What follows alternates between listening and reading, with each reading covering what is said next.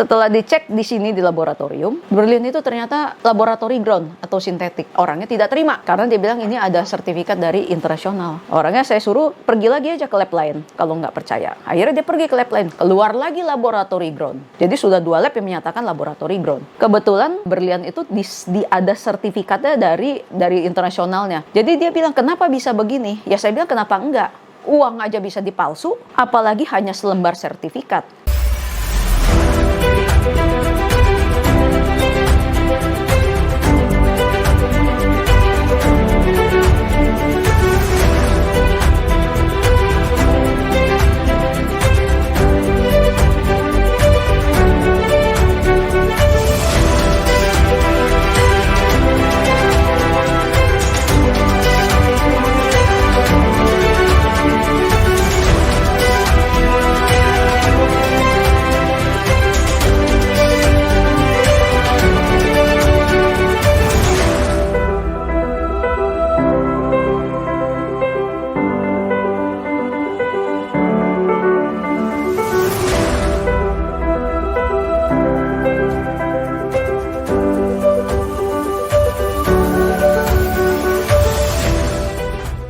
Halo kawan-kawan semua, ketemu lagi dengan saya Sumari Paramita di episode yang berikut ini.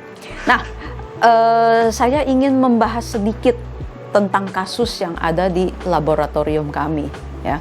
Nah, kalau kalau misalkan memang berlian di tempat kami adalah natural, maksudnya itu asli dari alami, itu maka kita akan membuat sertifikat, ya. Kita akan membuat sertifikat. Jadi di sini tertera semuanya di sini detail-detail yang ada di berlian tersebut, ya. Jadi kita di sini tulis ada radiant brilliant dan lain-lain, ya. Tetapi kalau ternyata ini bukan berlian, maka kami di sini tidak mengeluarkan sertifikat. Kami hanya mengeluarkan surat memo tanda periksa. Bunyinya seperti apa? Bunyinya adalah seperti ini. Jadi kita tulis di sini adalah laboratory grown diamond. Apa sih bedanya dengan natural diamond? Jadi bedanya laboratory grown itu adalah berlian tersebut tidak berasal dari dalam bumi, ya. Kalau natural itu yang sering saya sebutkan di episode-episode yang lalu adalah natural itu adalah diproses di dalam bumi berjuta-juta tahun, bermiliar-miliar tahun dengan suhu yang tinggi dan dari panas bumi yang ada di dalam permukaan bumi, ya. Jadi itu memang berasal dari alami, dari alam.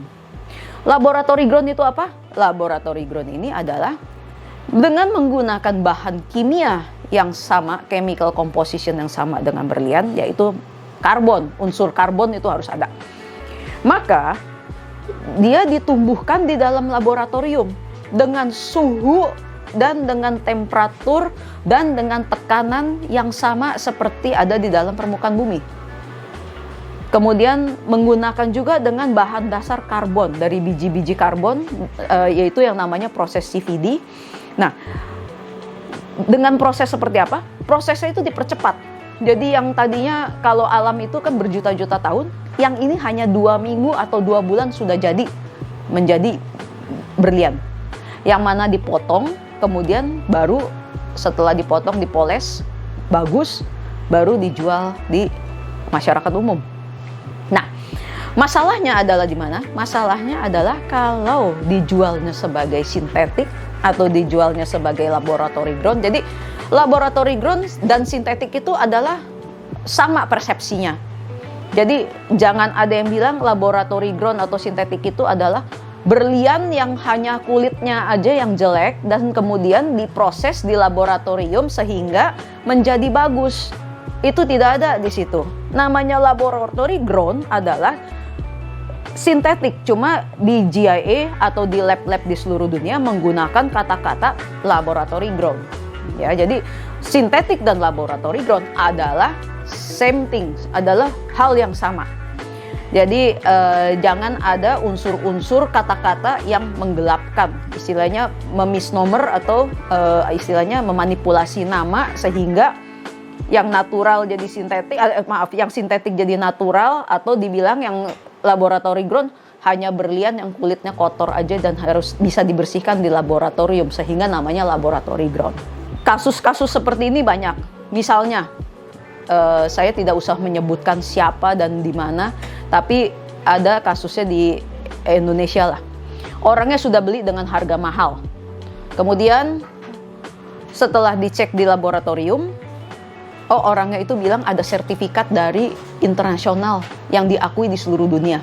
Ya, setelah dicek di sini di laboratorium, berlian itu ternyata laboratory grown atau sintetik. Orangnya tidak terima. Karena dia bilang ini ada sertifikat dari internasional. Orangnya saya suruh pergi lagi aja ke lab lain kalau nggak percaya. Akhirnya dia pergi ke lab lain, keluar lagi laboratory grown, ya kan? Jadi sudah 2 lab yang menyatakan laboratory grown. Kebetulan berlian itu ada sertifikatnya dari lab, ya dari internasionalnya. Jadi dia bilang kenapa bisa begini? Ya saya bilang kenapa enggak? Uang aja bisa dipalsu, apalagi hanya selembar sertifikat, ya kan? Jadi sertifikatnya itu direpro dari data yang aslinya. Kemudian kalau mau dicek barcode-nya di laboratorium internasional, ini database-nya akan keluar. Jadi semuanya sama database-nya, tapi berliannya sudah bukan itu yang diperiksa. Berliannya sudah berubah menjadi laboratory grown. Kok bisa? Ya bisa, gampang. Ini melibatkan sindikat. Sindikatnya apa? Ke-1, tukang repro, percetakan. Kedua, tukang cutting. Jadi sekarang ini kan kalau memotong berlian itu dengan menggunakan laser kan. Jadi tinggal kita masukkan saja di sini, mau table-nya misalnya 57%, mau depth-nya misalkan 62,5%, mau yang lain-lain crown angle-nya misalkan 34%. Tinggal masukin aja di komputer, nanti keluar semua programnya, nanti lasernya motong sendiri. Ya pasti akan sama percis, dengan berat yang sama percis. Nah, ini yang menjadi masalah, orangnya sudah beli. Dia kebetulan harganya juga tidak murah karena barangnya itu sekitar 3 keratan lebih dan warnanya itu di sekitar warna putih dan VVS1. Ya, jadi ya sekarang tinggal itikat penjual dan pembelinya aja, apakah penjualnya yang tidak tahu kena tipu dan pembelinya apakah mau berdamai atau tidak. Ya kita doakan saja semuanya serba berdamai ya, karena ini kan bisnis ini sebagai kepercayaan ya. Jadi ada kasus-kasus seperti itu. Jadi alangkah baiknya biarpun berlian yang sudah ada sertifikat dari manapun, hendaknya dibawa kembali untuk dicocokkan apakah berlian tersebut masih sama dengan sertifikatnya atau sudah tidak sama lagi.